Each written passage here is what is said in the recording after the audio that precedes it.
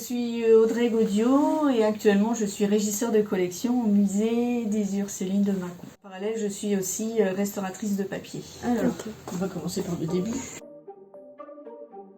Donc ça, c'est une œuvre que je dois restaurer. Alors, c'est un papier qui date du 19e siècle.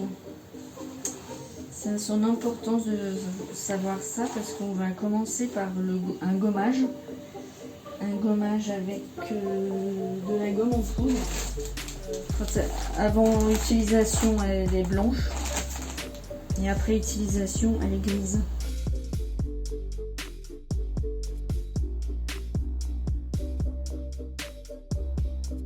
Là, je gomme, j'enlève les saletés qu'il y a à la surface du papier.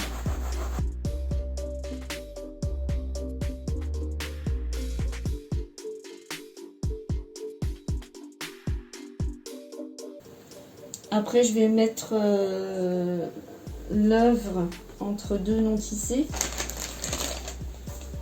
Et je vais la tremper directement dans l'eau chaude pendant à peu près 20 minutes. Et je vais faire plusieurs bains pour enlever un peu d'acidité et de saleté du document. Entre temps, je vais préparer ma colle. Donc ça sera un mélange de tylose et de colle d'amidon. Donc la tylose, ça permet de travailler, enfin de rendre le papier une fois collé plus souple et ça l'imperméabilise un peu. Et après je vais utiliser de la colle d'amidon toute prête. Donc je vais faire un mélange des deux et la colle d'amidon, elle, ça va me servir à coller le papier de restauration sur le document.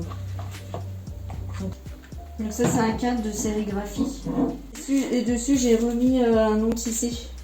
Comme ça, quand on veut manipuler le document, c'est plus facile. Donc le papier de restauration, c'est un papier qu'on appelle papier japonais. Des déchirures qui sont apparentes sur la face du document. On utilise ce papier de doublage. On va 8 grammes. C'est ce qu'on sert essentiellement pour le doublage. Celui-là, donc c'est celui que je vais utiliser. La restauration en elle-même, je mets pas beaucoup de temps. Pour ce genre de document un peu en format A4, A3, c'est à peu près 10 minutes de restauration, mais il y a 1 heure de préparation.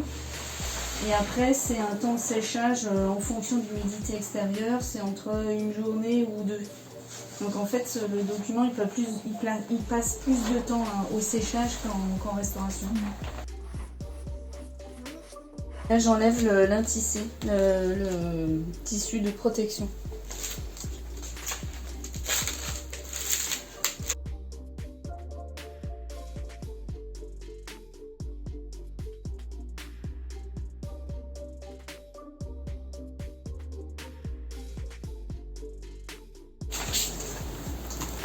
Donc là, je vais découper le pourtour. Donc là, j'ai mis des renforts supplémentaires au niveau des anciens plis qu'on retrouve ici et ici. Comme ça, le document, il est maintenu. Et voilà. Bon. C'est fini.